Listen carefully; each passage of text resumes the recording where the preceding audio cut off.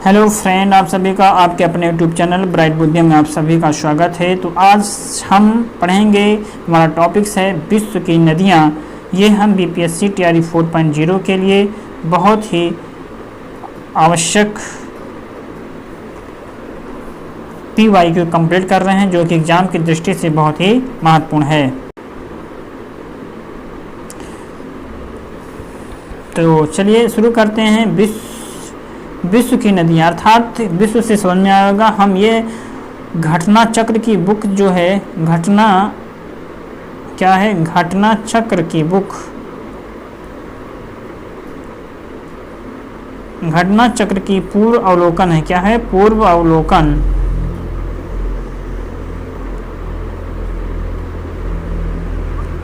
पूर्व अवलोकन बीपीएससी की पीवाईक्यू को कंप्लीट कर रहे हैं। तो ये पीआरटी के लिए बहुत इम्पोर्टेंस है, तो आप इसे बार बार देखें, बार बार रिवीजन करें, और वीडियो अच्छा लगे तो लाइक, कमेंट और शेयर जरूर कीजिए अपने हित में दोस्तों के साथ, जो कि एग्जाम की दृष्टि से बहुत ही इम्पोर्टेंस है। तो पहला क्वेश्चन होगा कि दक्षिण अमेरिका की सबसे बड़ी नदी क्या है? दक्षिण अमेरिका की सबसे बड़ी नदी ये अमेजन नदी है। अमेजन दक्षिण अमेरिका की सबसे लंबी तथा अफवाह क्षेत्र की दृष्टि से संसार की सबसे बड़ी नदियां हैं। बारहमासी नदियों में जल कहाँ से आता है? तो बारहमासी नदियों में जल बर्फ के पिघलने से आता है। बारहमासी नदियां बर्फ मतलब कि बारहमासी नदियां वर्षा से और साथ ही ऊंचे पहाड़ों से पिघलने वाली बर्फ से पानी प्राप्त करती हैं, जिसके कारण इस प्रकार की नदियों में वर्ष भर जल रहता है। अगला क्वेश्चन होगा हमारा, निम्नलिखित में से कौन सी नदियां हैं? विक्टोरिया एवं चाड, मरे एवं डार्लिंग, सुएज एवं पनामा। तो बी ऑप्शन एकदम से करेक्ट है। मरे एवं जो डार्लिंग होगा यही नदियां हैं, इसलिए बी ऑप्शन एकदम से करेक्ट होगा। मरे और डार्लिंग जो है ऑस्ट्रेलिया महाद्वीप की सबसे प्रमुख नदियां हैं, और इसकी घाटी ऑस्ट्रेलिया का सबसे प्रमुख कृषि क्षेत्र है, जबकि इरी एवं ह्यूरॉन संयुक्त राज्य अमेरिका एवं कनाडा की बृहद झीलें हैं, और इसी तरह विक्टोरिया एवं चाड अफ्रीका की प्रमुख झीलें हैं। सुएज एवं पनामा नहर है। एक नदी विशिष्ट क्षेत्र से अपना जल बहा के लाती है, उस क्षेत्र को क्या कहा जाता है? उस क्षेत्र को जल ग्रहण क्षेत्र कहते हैं। जल ग्रहण क्षेत्र कहा जाता है। तो इसका ऑप्शन जो होगा, ऑप्शन ए सही होगा।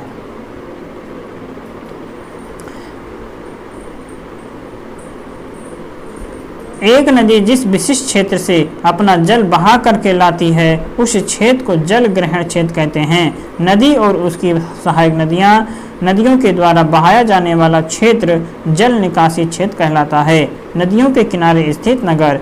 सीन नदी किस नदी से होकर के बहती है? तो सीन नदी जो है पेरिस से होकर के बहती, मतलब कि सीन नदी किस नगर से होकर बहती है? तो ये पेरिस से होकर के बहती है। सीन नदी फ्रांस की दूसरी सबसे बड़ी नदी है, जो फ्रांस के पेरिस से होकर के बहती है।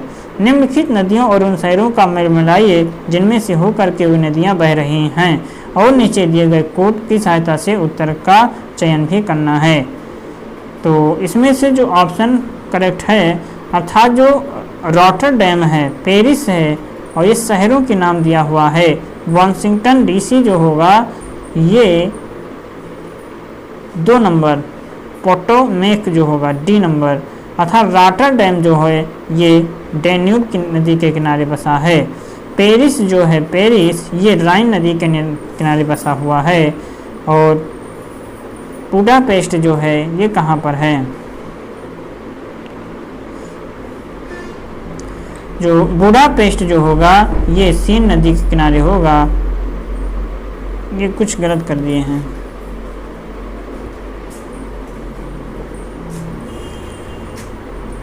इसमें जो सही होगा पहला का होगा, पहला का तीसरा के साथ, मतलब कि जो रॉटरडैम है राइन नदी के किनारे, जो पेरिस होगा ये सीन नदी के किनारे होगा, सीन नदी के किनारे। सी ऑप्शन बुडापेस्ट जो है ये डैन्यूब नदी के किनारे। वाशिंगटन जो होगा ये पोटोमेक के किनारे बसा है, इसलिए इसका ऑप्शन जो होगा सी ऑप्शन जो है करेक्ट आंसर है। तो यहाँ पे है रॉटरडैम या नीदरलैंड में है। रॉटरडैम जो है नीदरलैंड में है। ये राइन नदी किनारे बसा हुआ। पेरिस जो है सीन नदी किनारे बसा है। बुडापेस्ट जो हंगरी में है ये डेन्यूब नदी किनारे बसा है। वाशिंगटन डीसी ये पोटोमैक नदी के किनारे बसा है। प्रश्न में वाशिंगटन का मिलान पोटोमैक नदी से किया गया, जबकि वाशिंगटन डीसी पोटोमैक नदी के किनारे स्थित है। वाशिंगटन संयुक्त राज्य अमेरिका में एक राज्य है, अतः वाशिंगटन के स्थान पर वाशिंगटन डीसी होना चाहिए। नदियों के द्वारा निर्मित स्थल रूप है गंगा ब्रह्मपुत्र के द्वारा, मतलब कि विश्व का बृहत्तम डेल्टा निर्मित होता है किसके द्वारा, तो गंगा और ब्रह्मपुत्र नदियों के द्वारा। गंगा ब्रह्मपुत्र द्वारा निर्मित गंगा डेल्टा विश्व का बृहत्तम डेल्टा है। ये बांग्लादेश एवं भारत के पश्चिम बंगाल राज्य में बंगाल की खाड़ी में स्थित इसे गंगा ब्रह्मपुत्र मेघना डेल्टा या सुंदरबन डेल्टा के नाम से जाना जाता है। ग्रैंड कैनियन क्या है, तो ग्रैंड कैनियन एक खड्ड है। क्या है, एक खड्ड है। ग्रैंड कैनियन संयुक्त राज्य अमेरिका के एरिज़ोना प्रांत में कोलोराडो नदी पर स्थित एक खड्ड है, ये गोर्गे कहते हैं। स्टेलेक्टाइट और स्टेलेगमाइट स्थलाकृतियाँ बनती हैं, कहाँ पर बनती हैं, तो ये भूमिगत जल के द्वारा बनती हैं। स्टेलेक्टाइट एवं स्टेलेगमाइट गुफा संरचना में भूमिगत जल के द्वारा निर्मित होते हैं। ये बर्फ के आकार के जमाव हैं जो निर्मित होते हैं जब चूना पत्थर के ऊपर पानी घुल जाता है। ताउपो झील किस नदी में स्थित है, तो ये न्यूजीलैंड में स्थित है, ताइपो नदी।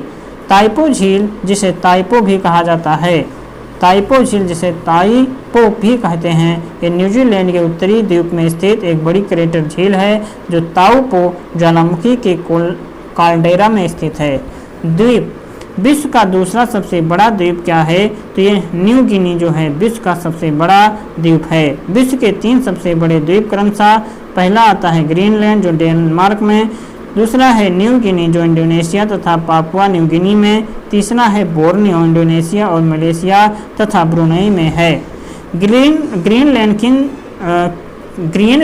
निम्न देशों में से किस देश का भाग है, तो ये भाग है डेनमार्क का भाग है। ग्रीनलैंड क्षेत्रफल की दृष्टि से विश्व का बृहत्तम द्वीप और ग्रीनलैंड डेनमार्क के अधीन है और नूक ग्रीनलैंड का सबसे बड़ा एवं राजधानी नगर है। निम्न में से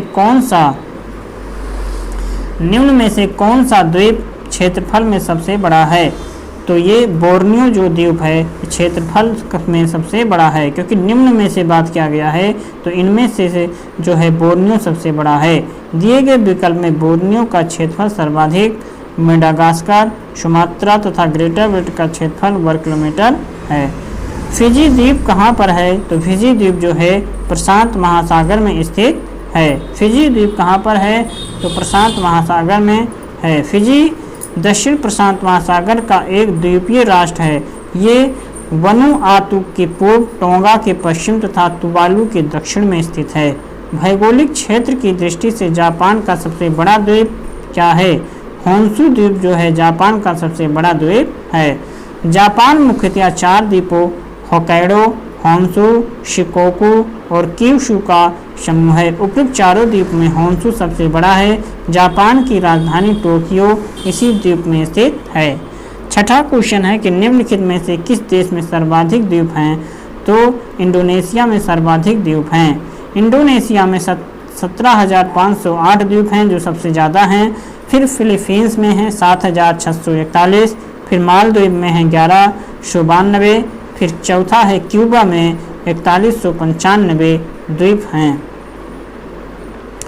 इंडोनेशिया के हाइड्रो ओशनोग्राफी विभाग के अनुसार इंडोनेशिया द्वीप समूह में 17,508 द्वीप हैं, जिनमें से 6,000 का नाम दिया गया है। लगभग 1,000 अस्थायी रूप से बसे हुए हैं। इस प्रकार प्रश्नानुसार विकल्प भी सही है। झीलें एवं जलप्रपात, उत्तरी अमेरिका में नियाग्रा जलप्रपात किन दो झीलों के बीच स्थित है, तो ये ओटोरियो झील और इरी झील के बीच स्थित है। उत्तरी अमेरिका में नियाग्रा जलप्रपात, ओटोरियो झील और इरी झील के बीच स्थित ये जलप्रपात संयुक्त राज्य अमेरिका कनाडा की सीमा पर यह नदी पर स्थित है। नियाग्रा नदी इरी इरी झील एवं ओंटारियो झील के आपस में जोड़ती हैं। जल डमरू मध्य हिंद महासागर और लाल सागर को कौन से जल संधि जोड़ती है? तो ये बाब अलमंदेव जल संधि जोड़ती है। हिंद महासागर जिसे अदन की खाड़ी और लाल सागर को बाब अलमंदेव जल संधि जोड़ती है। अन्य विकल्पों का विवरण इस प्रकार है। हारफू जल संधि फारस की खाड़ी एवं ओमान की खाड़ी को जोड़ता है और बोस्पोरस जल संधि काला सागर एवं मरमरा सागर को जोड़ता है। मलक्का जल संधि अंडमान सागर एवं दक्षिण चीन सागर को जोड़ता है। सुएज नहर जिनको जोड़ती है वे हैं, तो सुएज नहर जो है लाल सागर और भूमध्य सागर को जोड़ती है। सुएज नहर मिस्र के सुएज स्थल मंडल या स्थल डमरू मध्य में बनाई गई विश्व की सबसे बड़ी कृत्रिम नहर। वर्ष 1869 में इसकी ऊंचाई 164 किलोमीटर तथा 2015 में इसकी कुल ऊंचाई 193.30 किलोमीटर थी। भूमध्य सागर और लाल सागर को जोड़ने वाली इस नहर को 1869 में जहाज़ों के आवागमन के लिए खोल दिया गया था। इसके दक्षिणी सिरे पर सुएज शहर में तौफीक बंदरगाह और उत्तरी सिरे पर पोर्ट सहित बंदरगाह स्थित है।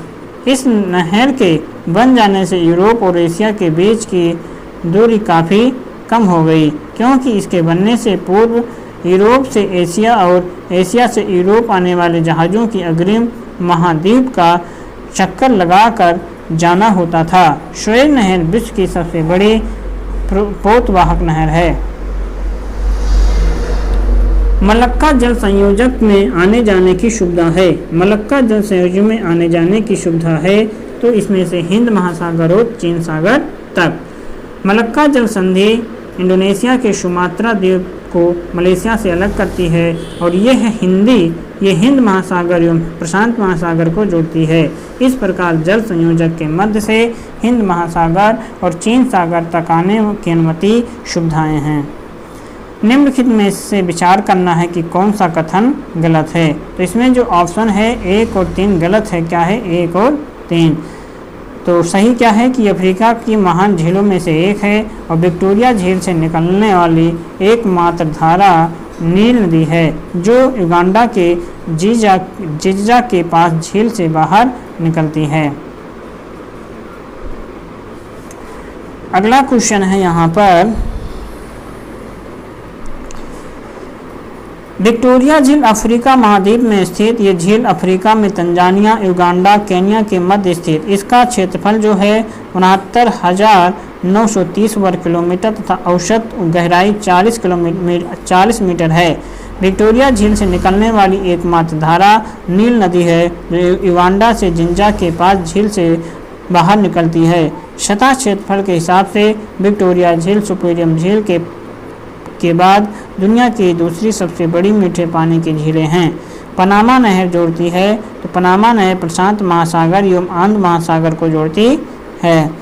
पनामा नहर का मध्य अमेरिका में पनामा की स्थल मंड या स्थल डमरू मध्य को काट करके बनाई गई प्रमुख जहाजी नहर है। ये अटलांटिक महासागर को प्रशांत महासागर से जोड़ती है। दुनिया के कुल बड़े बाघों की संख्या का लगभग आधा हिस्सा किस देश में है? तो ये उपरोक्त में से कोई नहीं। कतिपय आकलनों के अनुसार दुनिया के कुल बड़े बांधों जैसे कि 15 मीटर या अधिक ऊंचाई या 3 मिलियन घन मीटर से अधिक भंडारण क्षमता की संख्या का लगभग आधा चीन में है और एक अन्य आकलन के अनुसार दुनिया के बड़े बांधों में 57% भारत और चाइना में है। प्रवाल भित्ति अड्डू प्रवाल द्वीप किस महासागर में स्थित है? तो ये भारतीय महासागर में स्थित है। अड्डू प्रवाल द्वीप या एटाल भारतीय हिंद महासागर में स्थित ये मालदीव का दक्षिणतम एटाल है। वायुमंडल ओजोन परत बताती है, तो ओजोन परत जो है पृथ्वी की सतह से 15 से 20 किलोमीटर ऊपर वायुमंडल की परत जो है ये ओजोन परत को बताता है। ओजोन परत समतल मंडल के निचले भाग पर 15 से 35 किलोमीटर की ऊंचाई पर पाई जाती है। यद्यपि ओजोन की उपस्थिति 10 किलोमीटर से 50 किलोमीटर तक भी हो सकती है और परत के रूप में ओजोन अधिकांश 15 से 35 किलोमीटर ऊंचाई पर ही होती हैं।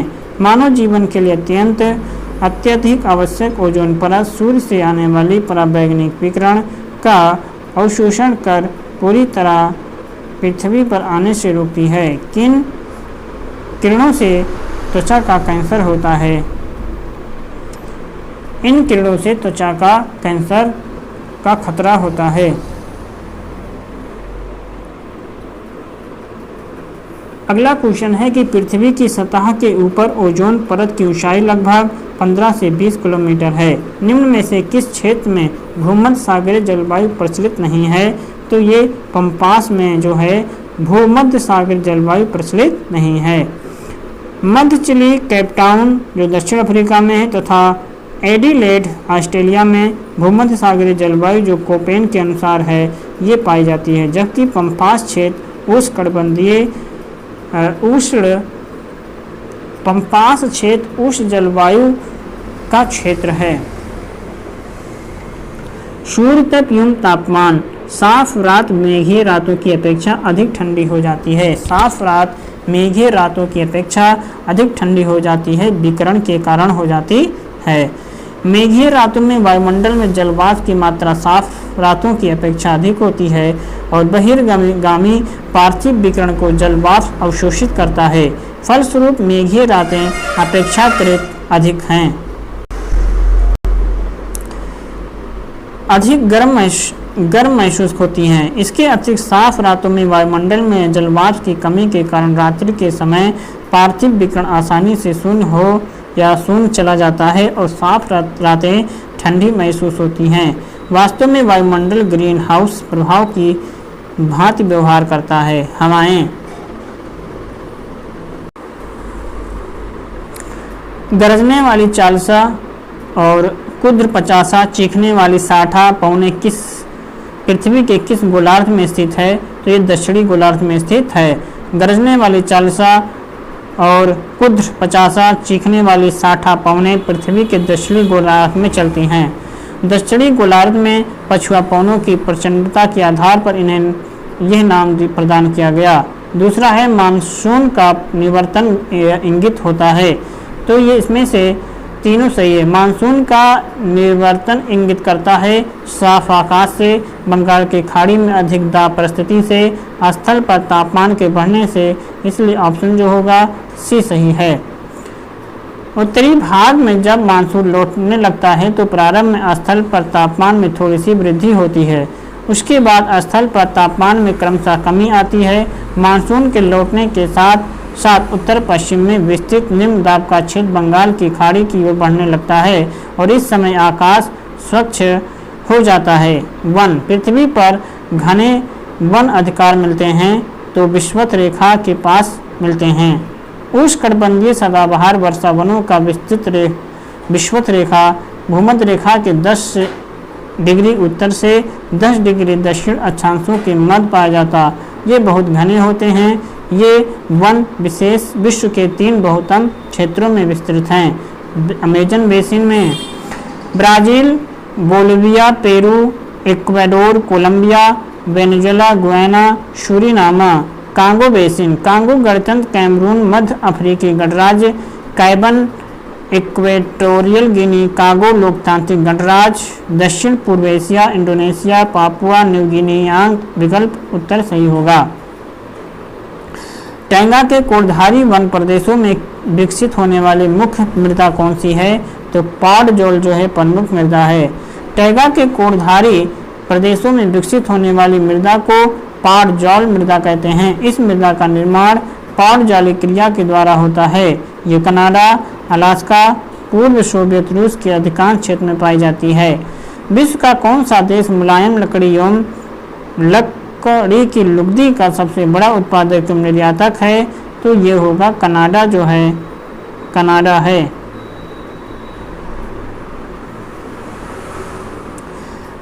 अगला क्वेश्चन है यहाँ पे मतलब कि प्रश्नकाल के दौरान मुलायम लकड़ी एवं लकड़ी की लुगदी के उत्पादन एवं निर्यात में कनाडा का अग्रणी स्थान था। FAO के अनुसार जारी world food and agriculture statisticals years book 2023 के अनुसार 2021 में 49,685 मिलियन टन उत्पादन के साथ संयुक्त राज्य अमेरिका विश्व का शीर्ष लुगदी उत्पादक है। विश्व जलवायु टिवार्था के अनुसार भारत की जलवायु किस प्रकार है, तो ये उपरोक्त में से एक से अधिक के अनुसार है। तो टिवार्था के अनुसार भारत की जलवायु मुख्यतः निम्न प्रकार है। उष्णकटिबंधीय वर्षा जलवायु जो पश्चिमी तट व पश्चिमी घाट व त्रिपुरा इत्यादि, उष्णकटिबंधीय सवाना जलवायु जो तटीय प्रदेशों व प्रायद्वीपीय भारत में, उष्णकटिबंधीय स्टेपी जलवायु महाराष्ट्र, तेलंगाना, आंध्र प्रदेश में पाया जाता है। उपोष्णकटिबंधीय स्टेपी जलवायु जो गुजरात, पूर्वी राजस्थान, दक्षिणी हरियाणा इत्यादि में है, और उष्णकटिबंधीय शुष्क जलवायु अरावली के पश्चिम में है। आर्द्र उपोष्णकटिबंधीय जलवायु पंजाब से असम तक के मैदानों की जलवायु। आंध्र पर्वतीय जलवायु जो जम्मू और कश्मीर, हिमालय प्रदेश, उत्तराखंड में है। सुमेलित करना है इसमें से बी ऑप्शन जो है पहले का चौथा। अत्यधिक गर्म जो है ये सहारा होगा, और दूसरे का तीसरा अत्यधिक ठंड जो है अंटार्कटिका होगा। अत्यधिक वर्षा जो है ये सी नंबर का पहला होगा, चेरापूंजी में। अत्यधिक सूखा चिली में है। तो यहाँ पे वही चीज़ बताया गया है। जो अत्यधिक गर्म है वो सहारा मरुस्थल, अत्यधिक ठंडा अंटार्कटिका, अत्यधिक वर्षा चेरापूंजी, और अत्यधिक सूखा चिली है। किस मिट्टी में केशिका सबसे अधिक प्रभावशाली होती है, तो ये होती है चिकनी मिट्टी, सर्वाधिक प्रभावशाली होती है। केशिका क्रिया जितनी मिट्टी में सर्वाधिक प्रभावशाली होती है, जबकि बलुई मिट्टी में ये न्यूनतम होता है। डी ऑप्शन है कि मृदा संरक्षण वह प्रक्रम है जिसमें मृदा को नुकसान से सुरक्षित किया जाता है। मृदा को नुकसान से सुरक्षित किया जाता है। वृहत अर्थ में मृदा संरक्षण का अर्थ केवल अपरदन को नियंत्रित करना ही नहीं होता, बल्कि इसका उद्देश्य भूमि की उच्च स्तरीय उर्वरता को बनाए रखना भी होता है। सामान्य अर्थ में भूमि उपयोग में सुधार ही मृदा संरक्षण कहलाता है, इसलिए विकल्प जो है डी सही होगा। मृदा संरक्षण वह प्रक्रम है जिसमें मृदा को नुकसान से सुरक्षित किया जाता है। मृदा अर्थों में मृदा संरक्षण का अर्थ केवल अपरदन को नियंत्रित करना ही नहीं होता, बल्कि उसका उद्देश्य भूमि की उच्च स्तरीय उर्वरता को बनाए रखना भी होता है। सामान्य अर्थों में भूमि उपयोग में सुधार ही मृदा संरक्षण कहलाता है, अतः उत्तर जो होगा डी उत्तर सही होगा।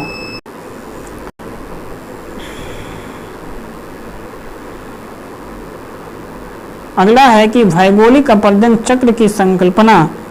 भौगोलिक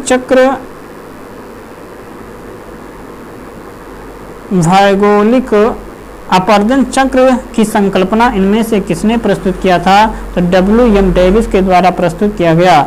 W.M. डेविस जो विलियम मॉरिस डेविस ने भौगोलिक अपरदन चक्र की संकल्पना प्रस्तुत की, वही लॉल्टर पेंग ने डेविस के सिद्धांत को नकारते हुए अपना फार्मोलॉजिकल सिस्टम संकल्पना का प्रतिपादन किया। टेरा रोसा का प्रारूपिक विकास उस भूभाग में होता है जिसमें चूना पत्थर होता है, इसलिए पहला ऑप्शन सही है। टेरा रोसा एक प्रकार की लाल चिकनी मृदा है जिसका निर्माण चूना पत्थर एवं डोलोमाइट वाली चट्टानों के अवशेष से होता है। इसमें क्ले एवं सैंड के मिश्रण जिसमें लो अयस्क होता है। प्रजातियां एवं जनजातियों से संबंधित क्वेश्चन है कि अफ्रीका की मूल भू जनजाति पिग्मी किस नदी घाटी में पाई जाती थी, तो ये कांगो नदी घाटी में पाई जाती है। पिग्मी जनजाति विषुवत अफ्रीका के कांगो बेसिन के वर्षा वनों में रहने वाली जनजाति है। ये शिकारी जनजाति है और पिग्मी जनजाति का निवास पेड़ों पर बनाई गई झोपड़ियों में होता है जिन्हें मैंगुलस कहा जाता है। पिग्मी निवासी हैं तो ये अफ्रीका के पिग्मी निवासी हैं। एस्किमो निवासी कहाँ के हैं, तो ये एस्किमो हैं कनाडा के। एस्किमो जनजाति कनाडा एवं ग्रीनलैंड के टुंड्रा प्रदेश, मसाई जनजाति केन्या, बद्दू जनजाति सऊदी अरब और बुशमैन का कालाहारी मरुस्थल जो बोत्सवाना तथा नामीबिया और दक्षिण अफ्रीका के कुछ भागों में पाई जाती है बोत्सवाना। निम्नलिखित में से कौन सा जोड़ा बेमेल है? तो इसमें से कोई नहीं, अर्थात एक से अधिक सही होगा। मसाई जनजाति के लोग पूर्वी अफ्रीका के केन्या, उत्तरी तंजानिया तथा पूर्वी युगांडा के पठारी प्रदेशों में रहते हैं। सकाई मलय प्रायद्वीप इंडोनेशिया में पाया जाता है। और किरगिज मध्य एशिया में पाए जाते हैं। बैडोइन या बद्दू जनजाति अब प्रायः प्रायद्वीप एवं अरब सागर मरुस्थल क्षेत्र में पाए जाते हैं। भाषाएं एस्पेराटो है, तो एस्पेराटो एक विश्व भाषा के रूप में कार्य करने के लिए बनाई गई एक कृत्रिम भाषा है। अंतर्राष्ट्रीय संपर्क हेतु सहायक भाषा के रूप में एरोस्पेस भाषा का विवरण या विकास यल जेमेनहॉफ ने किया था। आर्थिक भूगोल कृषि एवं पशु पालन। शहतूत जो विश्व का सबसे सुंदर, गर्म और हल्का ऊन माना जाता है, वो कहाँ पर पैदा होता है? कहाँ पर पैदा होता है? तो चीन में पैदा होता है। शहतूत एक विशेष प्रकार का गर्म ऊनी शाल होता है जो तिब्बती एंटीलोप अथवा चिरू के बालों से तैयार किया जाता है। मरु का निवास मूलतः चीनी स्वायत्त क्षेत्र तिब्बत में मिलता है, जो सी ऑप्शन एकदम से सही। वह देश जो विश्व में रेशम का सबसे बड़ा उत्पादक है, तो चीन जो है रेशम का सबसे बड़ा उत्पादक है। FAO के वर्ष 2021 के आंकड़ों के अनुसार रेशम उत्पादन में भारत का विश्व में दूसरा स्थान है और विश्व में रेशम का सबसे बड़ा उत्पादक देश चीन है। निम्नलिखित में से कौन सा देश विश्व का सबसे अधिक केसर उत्पादन करने वाला देश है? तो इसमें से ईरान सही उत्तर होगा।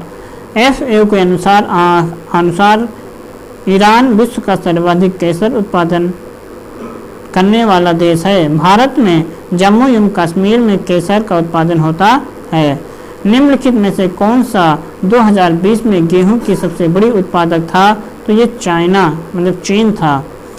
वर्ष 2020 में गेहूं का सबसे बड़ा उत्पादक चीन था। इसके बाद क्रमशः भारत, रूस, संयुक्त राज्य अमेरिका, कनाडा का स्थान था। वर्ष 2021 में गेहूं के उत्पादन में शीर्ष पर था। इसके बाद क्रमशः भारत, रूस, संयुक्त राज्य अमेरिका और फ्रांस की स्थापना। ज्ञातव्य है कि 2021 में गेहूं के उत्पादन में भारत दूसरे स्थान पर था।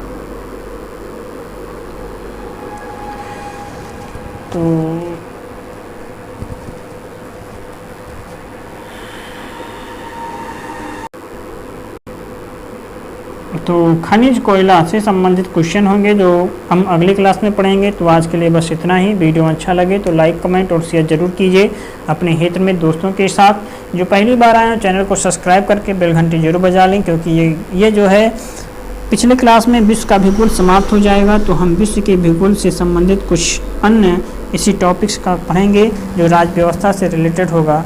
तो चलिए हम मिलेंगे नए क्लास में। पढ़ते रहें, आप इसे ज़रूर रिवीजन करते रहें। तब तक के लिए नमस्कार।